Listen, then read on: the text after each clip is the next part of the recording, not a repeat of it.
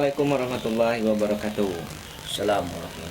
Alhamdulillahirrabbilalamin. Akhirnya kita kembali ketemu nih di acara kita yang biasanya kita lakukan setiap minggu. Ini karena beberapa dan lain hal kita terpaksa menundanya untuk beberapa saat. Nah, kali ini kita kembali di sini dengan narasumber yang sama, yaitu Bapak Dr. Heri Iskandar. Alhamdulillah dalam keadaan sehat, Pak ya? Alhamdulillah. Kali ini kita memilih tema yang agak santai, yaitu di luar. Jadi biar agak cerah nih suasana kita, dan juga agar membuat suasana video kita jadi lebih menarik. Nah, untuk tema hari ini, tema ceramah kita atau tausiah kita yaitu tentang kiat-kiat dalam menjaga akhlak terhadap sesama. Untuk itu, seperti biasa akan dilakukan tausiah dari beliau. Nanti kita akan adakan dialog tanya jawab yang insya Allah akan mewakili pertanyaan dari jamaah-jamaah yang mendengarkan atau menonton video ini. Langsung saja, waktu dan tempat untuk Bapak. Bismillahirrahmanirrahim. Assalamualaikum warahmatullahi wabarakatuh. Waalaikumsalam. Alhamdulillah. Alhamdulillahilladzi khalaqal mauta wal hayata liyabluwakum ayyukum ahsanu amala wa huwal azizul ghafur. Allahumma shalli wa sallim ala sayyidina Muhammadin wa ala alihi wa sahbihi ajma'in. Subhanaka la ilma lana illa ma 'allamtana innaka antal alimul hakim. Rabbi shrah li sadri wa yassir li amri wahlul 'uqdatam min lisani yafqahu qawli. Rabbi zidni ilma warzuqni fahman, amin ya rabbal alamin. Kita melihat pada keadaan saat ini kita di alam terbuka. Rasulullah SAW bersabda, Allahu jamil yuhibbul jamal. Allah itu indah dan menyukai sesuatu yang indah. Kita sangat bahagia sekali apabila kita melihat sesuatu yang indah. Kita sangat senang apabila kita mendengarkan suara yang merdu.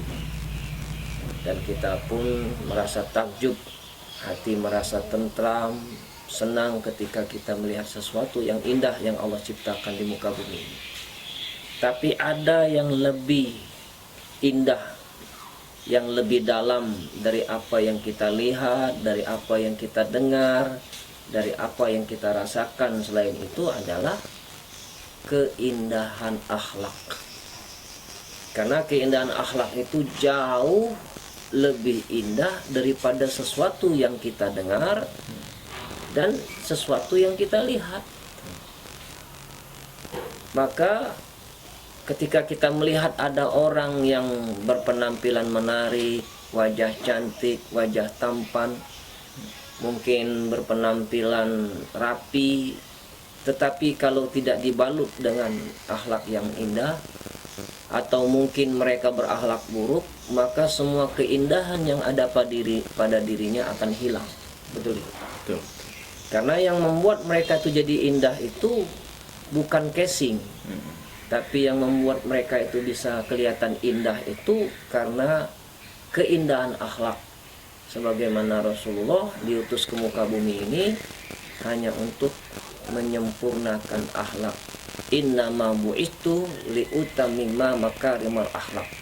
Sesungguhnya aku diutus ke muka bumi ini hanya untuk menyempurnakan akhlak. Maka oleh sebab itu di dalam bergaul kita harus memiliki keterampilan atau ilmu. Bagaimana ketika kita menjaga sikap sesama kepada manusia agar kita terhindar dari perbuatan dosa. Karena apabila bergaul tanpa diiringi dengan ilmu, tanpa diiringi dengan keterampilan, maka pergaulan kita itu banyak mengandung dosa daripada membawa pahala, daripada mengundang rasa cinta kita kepada Allah Subhanahu wa taala. Maka pada hari ini temanya adalah kiat-kiat bagaimana menjaga akhlak kepada sesama manusia. Jadi kiat yang pertama adalah ketika kita bergaul, berjumpa dengan seseorang, berjumpa dengan orang tua kita, anak kita, istri kita, murid-murid kita, sahabat-sahabat kita, siapapun yang kita jumpai, kita harus berani mengakui kelebihan dan jasa kebaikan orang lain. Kenapa kita harus mengakui? Karena setiap manusia itu punya kelebihan. Sejahat-jahat manusia pasti ada baiknya. Maka ketika kita berjumpa dengan siapapun, yang harus kita lihat itu adalah kelebihannya dan jasa kebaikannya. Sehingga kita bergaul dengan mereka, kita berjumpa dengan seseorang yang orang memiliki kebaikan dan kelebihan itu, tidak memiliki rasa dalam diri kita bahwa kita ini lebih baik daripada dia. Maka timbullah kita sifat tawadu, rendah hati. Nah, kelebihan orang itu bisa menjadi ilmu bagi diri kita, dan kita harus mengakui kelebihan, dan jangan-jangan itu bisa menjadi bahan perbaikan buat diri kita. Tidak menutup kemungkinan kita bisa berguru supaya kita mendapatkan kebaikan, mendapatkan kelebihan yang dimiliki oleh orang lain. Dan tidak ada di dalam hati kita tuh perasaan iri dengki terhadap orang yang kita lihat. Nah, maka itu adalah nilai plus bagi kita kalau kita bergaul melihat kelebihan dan jasa orang lain. Pada orang tua kita lihat jasa dan kelebihannya. Kepada guru-guru kita lihat jasa dan kelebihannya. Anak kita, istri kita, walaupun mungkin di sisi lain ada kekurangan, dan kita berusaha jangan melihat kekurangannya, tapi kita berusaha untuk melihat kelebihan dan jasa kebaikannya. Itu yang pertama. Yang kedua, bijak menyikapi kesalahan dan kekurangan orang lain. Karena kita ini diciptakan oleh Allah bukan sebagai malaikat. Kita diciptakan oleh Allah sebagai makhluk yang namanya manusia. Dan manusia itu tidak akan terlepas dari kesalahan, dosa, dan kekurangan, kealpaan, kehilapan. Maka kita harus bijak menyikapi kekurangan dan kesalahan orang lain. Kenapa? Itu bisa menjadi cermin bagi diri kita. Mudah-mudahan kita tidak berbuat yang sama, dan kita tidak boleh memponis. Karena setiap manusia itu pasti punya salah, punya kekurangan, dan banyak kehilapan. Dan itu menjadi cermin dan bisa menjadi bahan perbaikan bagi diri kita, sehingga kita tidak melakukan hal yang sama. Kesalahan yang sama. Ya. Inilah yang membuat kita makin dewasa dan tidak mudah memponis.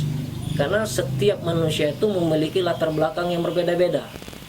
Ada orang yang pemarah, mungkin dia dibesarkan dari keluarga pemarah, sehingga dia punya watak karakter yang mudah marah, mudah tersinggung. Ada orang yang dibesarkan dari keluarga yang pendiam, sehingga dia tidak bisa merespon dengan baik, sehingga perilakunya jadi orang pendiam. Ada orang yang dibesarkan dari perilaku orang tua yang cerewet, yang mudah mengomen, yang mudah memberikan penilaian. Nah, ini juga bisa menjadi bahan pertimbangan. Dan hal ini tidak menjadi suatu permasalahan dalam diri kita, dan itu bisa menjadi perbaikan buat diri kita sebagai cermin agar kita tidak berbuat yang sama. Dan maunya orang ketika ada orang berbuat salah, apa yang diinginkan orang itu? Satu, dimaafkan. Yang kedua, tidak dibuka aibnya. Yang ketiga, dimotivasi. Wallahu a'lam bishawab. Jadi ada dua ya tipsnya tadi ya Pak R ya. Ya, baru dua ya. Jadi kita pertama harus satu, berani mengakui kelebihan dan jasa kebaikan orang lain. Yang kedua, bijak menyikapi kesalahan dan kekurangan orang lain. Oke. Nah, tadi baru dua tips ya Pak R. Mungkin ada tambahan tips yang lain. Tip yang ketiga, bagaimana kita menjaga akhlak kepada sesama adalah lupakan kebaikan dan jasa diri. Karena apabila kita bergaul selalu mengingat-ingat kelebihan kita, jasa kita, maka orang demikian cenderung akan merendahkan orang lain. Karena dia merasa banyak berjasa, merasa banyak kebaikan. Jadi ketika dia bertemu dengan orang lain, maka dia merasa dirinya lebih hebat daripada orang lain, dan akan timbul perasaan sombong di dalam hati. Bahkan lebih bahaya dari itu adalah ujub. Maka ketika kita bergaul dengan sesama itu, kita harus benar-benar melupakan apa yang sudah menjadi bagian kebaikan dalam diri kita, dan melupakan apa yang sudah kita buat baik itu. Karena untuk menjaga sifat sombong, ujub yang ada di dalam hati. Nah, jikalau kita sering mengukit-ngukit kelebihan kita, kebaikan kita kepada seseorang, maka kita cenderung kita merendahkan orang yang kita jumpai, menganggap enteng orang yang kita jumpai, dan ini akan merusak akhlak kita dan akan mengundang dosa. Maka pergaulan ini kalau tidak disikapi dengan ilmu yang baik, dengan keterampilan yang baik, maka pergaulan kita itu bisa mengundang dosa. Padahal kita dituntut oleh Allah bergaul ini, bermuamalah kepada sesama manusia ini bisa mengundang cinta, rahmat Allah kepada kita. Bukan sebaliknya, merendahkan, mengungkit-ungkit kebaikan. Nah, orang-orang yang mengungkit-ungkit kebaikan ini adalah orang yang tidak akan pernah bahagia. Karena kebaikannya itu bukan baik asli. Karena orang yang berbuat baik itu banyak. Ada yang baik karena ingin dipuji kebaikannya, ada orang yang berbuat baik karena ingin dibalas, ada orang yang berbuat baik ingin mengikat. Tapi kebaikan yang asli itu adalah kebaikan yang semata-mata supaya Allah ridho dan menyayangi kita.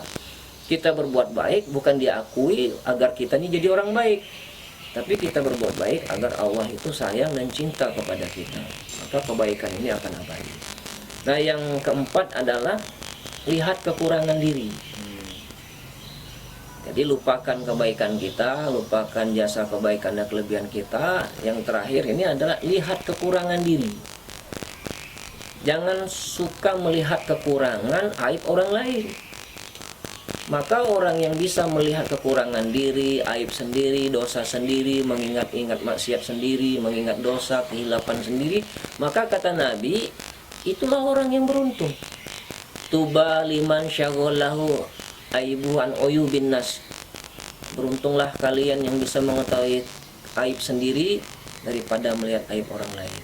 Nah, jadi keterampilan untuk melihat kekurangan diri ini adalah suatu hal yang sulit. Karena banyak orang hanya mengingat kelebihan, hanya mengingat jasa kebaikannya daripada melihat kekurangan diri.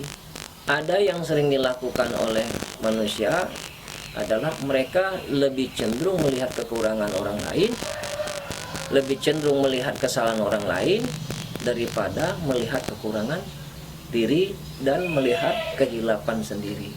Maka dengan adanya kita bergaul selalu melihat kekurangan diri, mudah-mudahan kita akan diberi oleh Allah jalan untuk memperbaiki diri.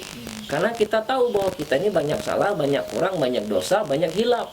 Sehingga ada motivasi kita untuk memperbaiki diri agar hidup kita lebih baik dan menjadi akhlak yang mulia. Sehingga akhlak itu diridhoi dan dirahmati oleh Allah dengan kebaikan yang banyak. Wallahu a'lam bishawab. Jadi ada juga saya pernah baca itu bahwa jika kita sering mengingat aib kita sendiri, maka kita tidak gampang untuk mencari-cari atau mengumbar-ngumbar aib orang lain. Tuh. Jadi lebih baik berfokus dan bersibuk dengan diri sendiri ya Pak, ya, ketimbang mengurusi orang lain ya. Bahkan di dalam Al-Quran, di dalam surah At-Tahrim ayat 6, Allah kan berfirman, ya ayyuhallazina amanu qu anfusakum wa ahlikum naro. Hai orang-orang yang beriman, jagalah dirimu dan keluargamu dari siksa api neraka. Jadi dalam perbaikan umat itu berawal dari memperbaiki diri. Nah, berawal mengakui kekurangan kesalahan diri, sehingga perbaikan kita itu, perubahan kita itu bisa membuat orang lain jadi berubah. Dan kita tidak menuntut orang lain jadi baik, tapi kita membantu mereka supaya jadi baik. Kalau kita menuntut menjadikan orang lain baik, maka kita lebih banyak sakit hati. Kenapa? Ketika dia tidak berubah, kita sakit hati. Tapi kita menjadi jalan membantu mereka agar bisa menjadi baik. Itu. Nah, mungkin pertanyaan dasar Pak Eri, mungkin dari jamaah juga masih ada yang bingung, apakah ada perbedaan antara akhlak dan adab, Pak? Ada. Adab itu adalah sesuatu yang bisa dipelajari. Belajar adab.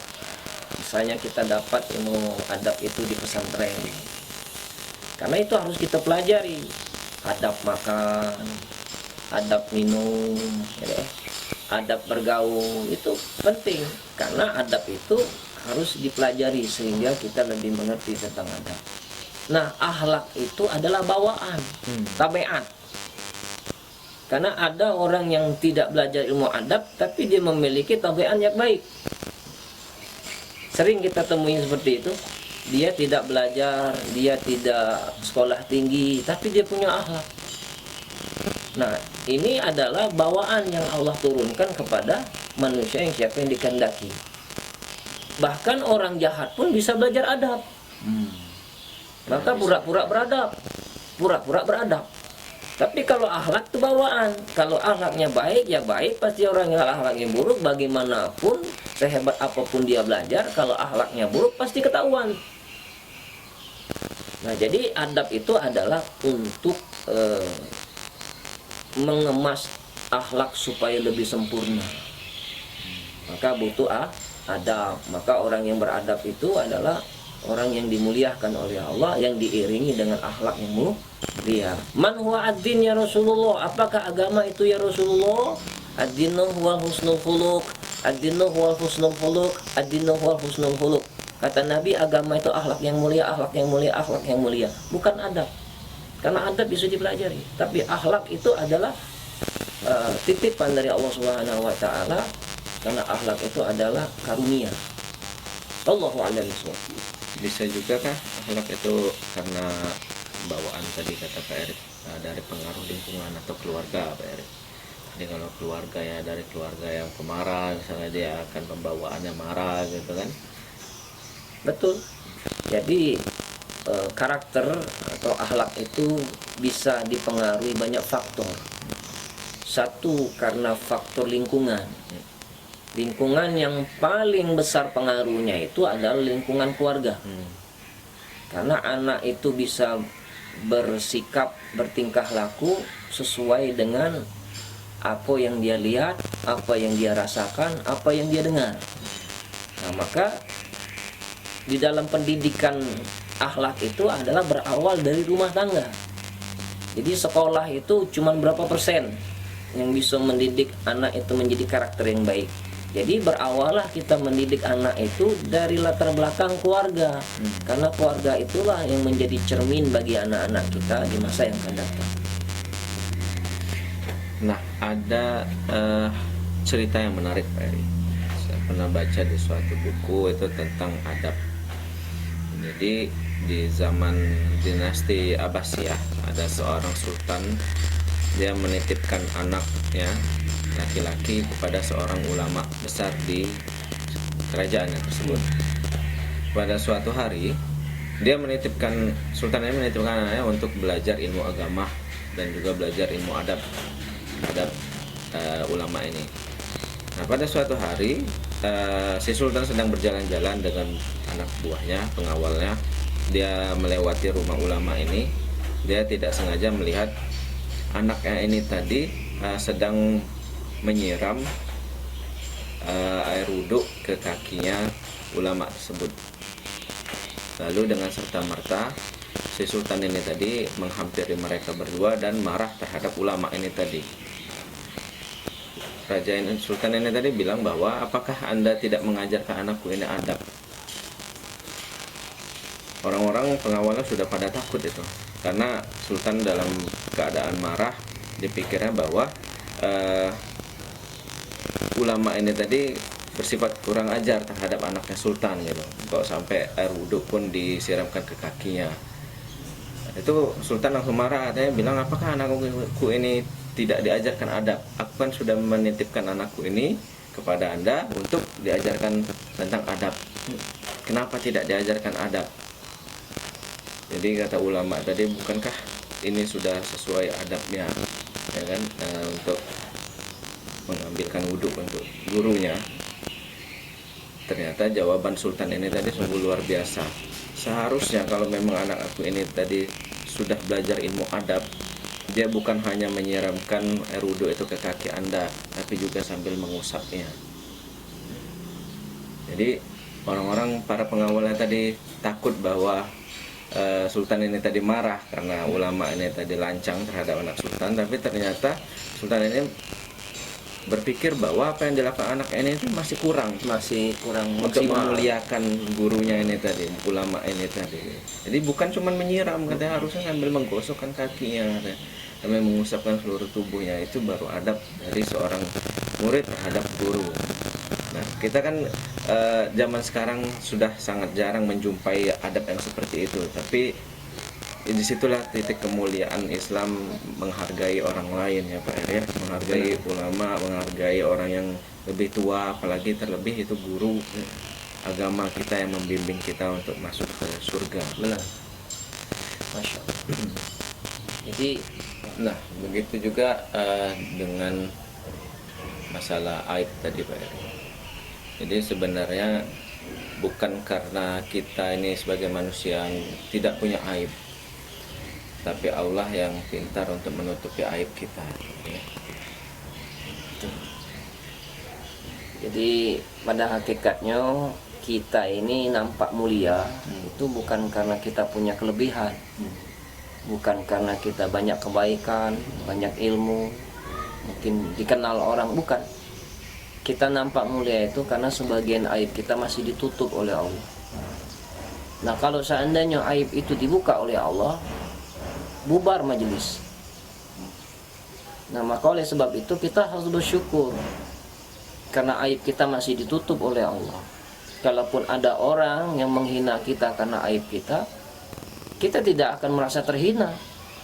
Kenapa? Karena penghinaan orang terhadap diri kita itu lebih sederhana dibandingkan kehinaan kita yang sebenarnya. Mereka hanya tahu satu aib, tapi ribuan aib Allah tutup. Nah, ini harus kita syukuri karena Allah yang telah menutup aib kita, dan jangan berusaha untuk membuka aib kita. Maka wa tu'izzu man tasya' wa tuzillu man tasya' biyadikal khair. Allah yang memuliakan, menghinakan siapa yang dikehendakinya. Ingat, kebaikan itu di tangan Allah.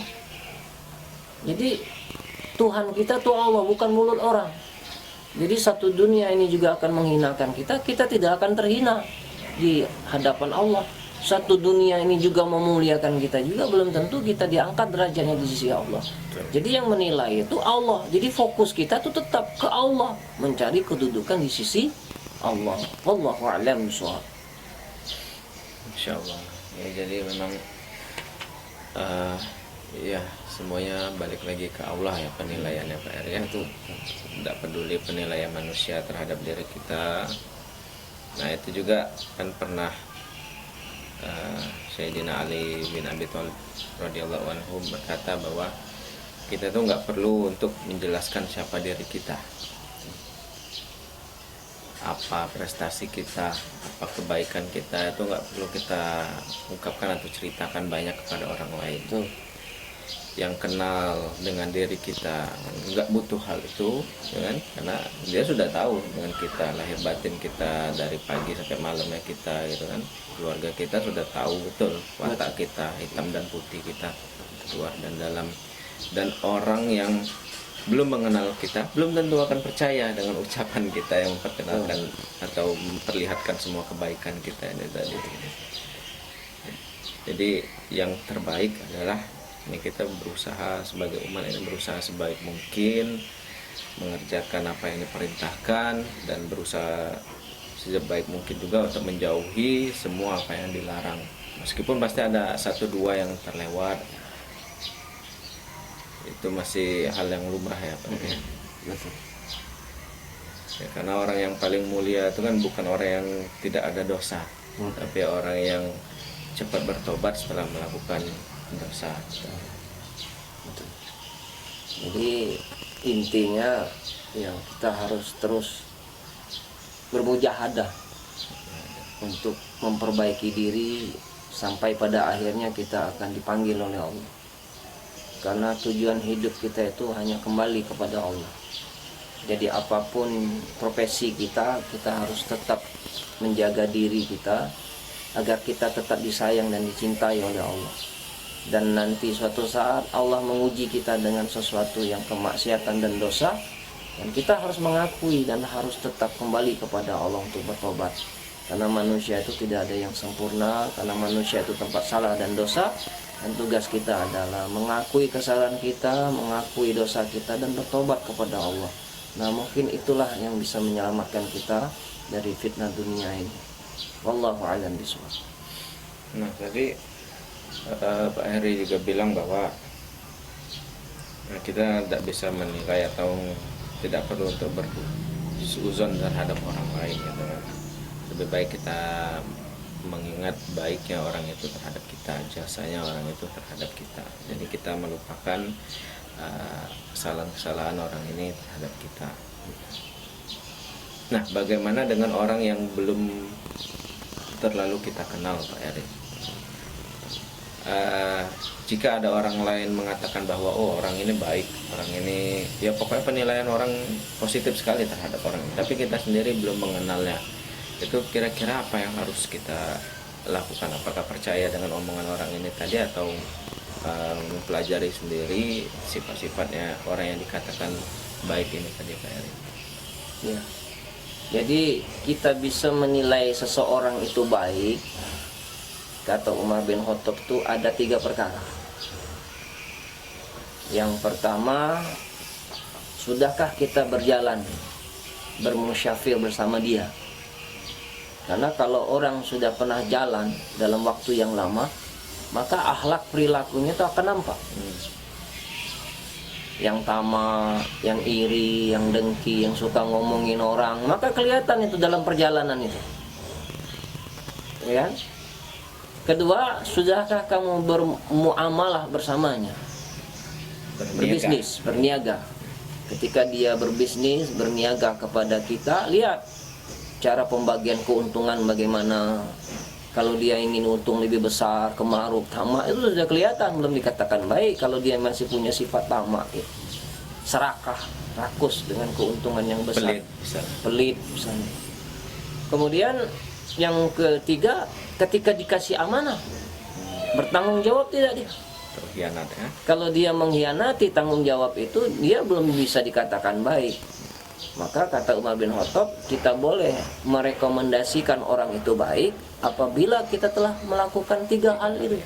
Maka kalau itu sudah terbukti, kita berjalan jauh, dia akhlaknya baik, kemudian ketika dia bermuamalah dia orangnya tidak kemaruk, adil, kemudian dikasih amanahnya dia bertanggung jawab, maka boleh kita merekomendasikan bahwa dirinya itu baik. Tapi kalau kata orang ya boleh saja kita percaya, tapi tetap mengadakan tabayun biar tidak menjadi fitnah, dan tidak salah merekomendasikan orang gitu. Wallahu a'lam bishawab. Ya, memang waktu itu juga pernah naik gunung, ya, Pak Heri. Jadi kata orang, kalau mau melihat sifat aslinya seseorang itu muncul atau keluar, coba ajak naik gunung. Nah, itu kan dari sisi umum, bukan dari sisi agama, ya, Pak Heri. Ternyata memang benar itu, Pak Heri. Kelihatan yang tadinya misalnya sebelum naik dia sok berani, sok paling kuat, ya. Nanti di atas dikit-dikit aja istirahat, dikit-dikit lebih sering takut, ya, gitu. Ya, sifat asli seorang bakal muncul setelah sehari 2 hari kita bersama dia, kan? Apalagi dengan kondisi yang sebelumnya belum pernah dialami, kan? Kecapean, kegelapan, kedinginan, akan timbul, akan kelihatan watak aslinya. Betul. Nah, kalau kita dalam berkeluarga, apakah seperti itu juga, Pak Heri? Jadi ada yang bilang bahwa saat kita masih belum meresmikan hubungan pernikahan dengan seseorang, entah itu calon istri kita atau calon suami kita, kita itu harus membuka mata lebar-lebar. Dalam artian kita melihat semua kekurangan dan kelemahannya. Jika kita bisa menerimanya semua itu, maka terjadilah pernikahan tadi kan. Setelah pernikahan terjadi, maka kita harus menutup mata sekecil-kecilnya, karena kita gunanya sebagai seorang sepasang suami istri itu harus saling menutupi aib masing-masing. Jadi di dalam perkenalan yang namanya ta'aruf. Ta'aruf itu kita harus mengenal kepribadiannya, mengenal kebaikannya. Kalaupun di sisi lawan jenis kita itu ada kekurangan, yang dia pun merasa kekurangan itu menjadi suatu aib bagi dirinya yang harus diketahui oleh pasangannya, dan tidak merubah niat baiknya, tidak apa-apa kita mengetahui kekurangannya, dalam arti kita antisipasi, ya kan? Jangan nanti terjadi ada fitnah, kita mendengar dari mulut orang lain sementara dia tidak jujur. Nah, yang kita butuhkan dalam pergaulan itu sebelum dia menjadi istri kita, kejujuran. Nah, kejujuran itulah yang menjadi nilai pahala. Nah, tapi ketika kita sudah mengetahuinya, ketika sudah nikah, kita punya niat baik untuk bertakwa kepada Allah, untuk melakukan perintah Allah, tutuplah rapat-rapat. Tidak perlu lagi kita ungkap lagi, tidak perlu kita buka lagi aib. Termasuklah kepada anak-anak kita, kepada keluarga kita, karena itu aib. Nah, cukuplah kekurangan dia itu menjadi ibadah bagi diri kita untuk menutupinya. Dan kelebihan kita itu juga harus kita tutupi untuk sebagai ibadah di sisi Allah. Wallahu a'lam. Nah, alhamdulillahirrahmanirrahim, kita sudah sampai di penghujung acara. Seperti biasa, setelah sesi tanya jawab, kita akan adakan doa penutup dari Bapak Dr. Heri Iskandar untuk melengkapi dan memberikan rahmat terhadap acara yang kita lakukan ini.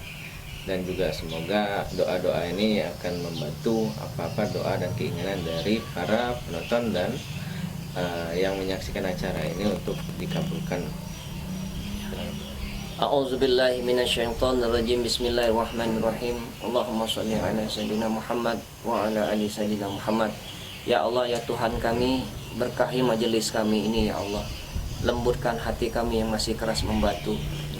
Terangi hati kami yang masih gelap gulita. Berikan petunjuk kepada hati kami yang masih tersesat. Ya Allah, ya Tuhan kami, berikan kami kekuatan untuk menjaga diri ini, agar kami senantiasa istiqomah berjalan di jalan yang benar, menegakkan keadilan, menyampaikan yang benar. Ya Allah, ya Tuhan kami, berkahilah program kami ini ya Allah, agar kelak nanti jikalau kami telah tiada, maka video-video ini, nasihat-nasihat ini, acara ini bisa menjadi amal jariah buat kami semua. Ya Allah, ya Tuhan kami, selamatkan ibu bapak kami ya Allah.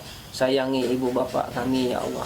Ampuni dosa ibu bapak kami, ampuni dosa istri, anak kami, saudara kami, keluarga kami, sahabat-sahabat kami, dan jadikanlah kami ahli sorga yang kau nanti kelak engkau wafatkan kami dalam keadaan husnul khatimah.